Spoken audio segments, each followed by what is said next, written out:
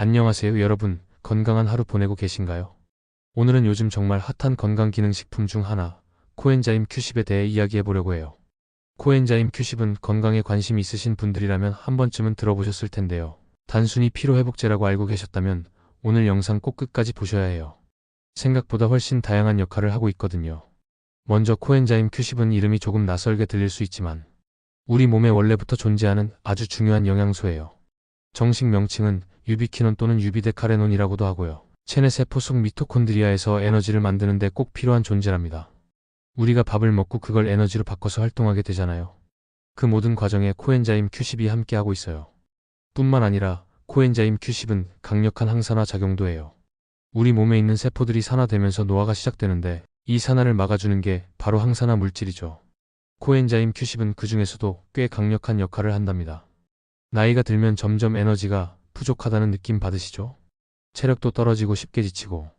이게 단순히 나이 때문만이 아니라 체내 코엔자임 Q10 수치가 감소하기 때문일 수도 있어요. 40대부터는 코엔자임 Q10의 생산량이 눈에 띄게 줄어든다고 하더라고요. 게다가 스타틴계 약물, 그러니까 고지혈증 약을 복용하시는 분들도 이 Q10 수치가 떨어질 수 있다고 해요.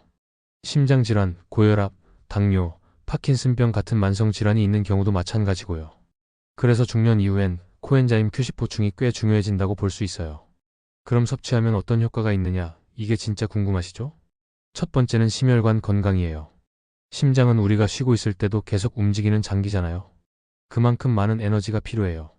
코엔자임 Q10은 심장 근육의 에너지 생성에 관여하기 때문에 심장 기능 향상에 도움을 줄 수 있다고 해요. 심부전 환자분들에게도 보조 치료제로 활용되고 있고요. 두 번째는 혈압 조절이에요. 코엔자임 Q10이 고혈압 환자의 혈압을 낮춰주는데 효과적이라는 연구 결과도 있고 식약처에서도 이 부분은 기능성으로 인정한 부분이에요. 세 번째는 피로회복.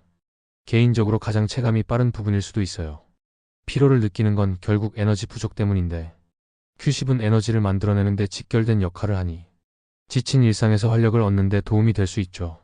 네 번째는 항산화 작용과 노화 방지예요. 활성산소를 제거하면서 세포의 노화를 늦추는 효과가 있어서 피부 건강에도 좋고 면역력 향상에도 긍정적인 영향을 준다고 해요. 그리고 다섯 번째는 뇌 기능. 인지 기능을 향상시키고 신경세포를 보호해줘서 신경퇴행성 질환 예방에 도움을 줄 수 있다는 연구도 많아지고 있어요. 특히 유비퀴놀 형태의 Q10은 뇌세포 보호에 더 효과적이라고 해요. 추가로 운동 능력 향상이나 정자 활동 개선, 당뇨병 환자의 인슐린 감수성 향상, 피부 탄력 유지 등 효능은 정말 다양한 분야에서 관찰되고 있더라고요. 자, 그럼 코엔자임 Q10을 어떻게 먹어야 할까요? 기본적으로는 하루 3만 100mg 정도가 건강 유지용이에요.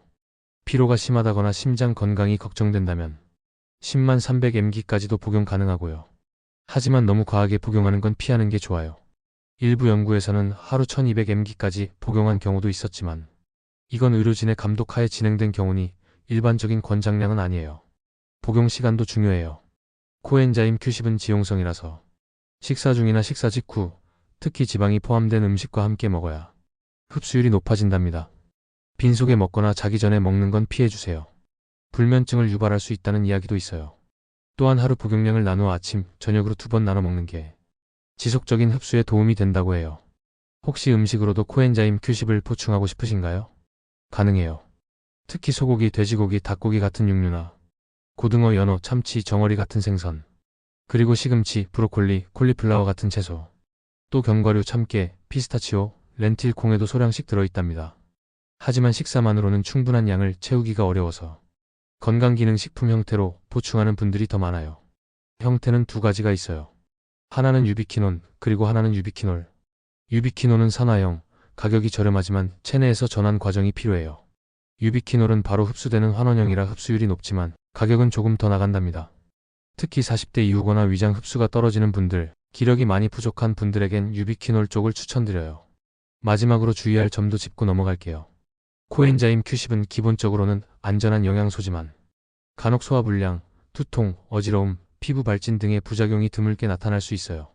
특히 항응고제와 팔인나 혈압약, 항암 치료제를 복용 중이신 분들은 반드시 의사와 상의 후에 섭취하셔야 해요. 임산부나 수유 중인 분들도 안전성에 대한 충분한 데이터가 없기 때문에 전문가 상담이 꼭 필요하고요. 수술을 앞두고 있는 분은 수술 2주 전부터 복용을 중단하는 게 권장돼요. 자, 이렇게 오늘은 코엔자임 Q10에 대해 꼼꼼하게 알아봤습니다. 단순히 피로 회복만을 위한 성분이 아니라 심장 건강부터 피부, 뇌 건강까지 다방면에 도움을 주는 매우 유용한 영양소라는 거 기억해 주세요. 물론 모든 건강기능식품이 그렇듯 코엔자임 Q10도 만병통치약은 아니에요. 자신의 몸 상태에 맞게 적절히 활용하면 더 건강한 생활을 만들어주는 든든한 보조제가 되어줄 수 있답니다.